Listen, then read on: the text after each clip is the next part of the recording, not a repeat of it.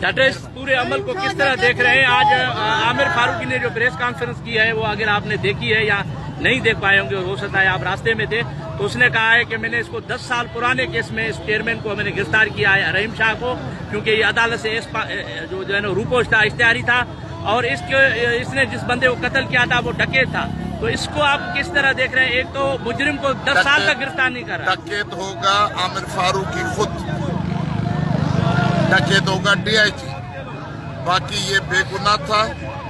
اور 2 جرم ہوئے ہیں، ایک تو گولیاں مارنا، دوسروں زخمی کو علاج اسپتال پہنچانے والے لوگوں کو دھمکی دے کر روکنا، اسے علاج سے محروم کرنا اور تڑپ تڑپ کر مارنا.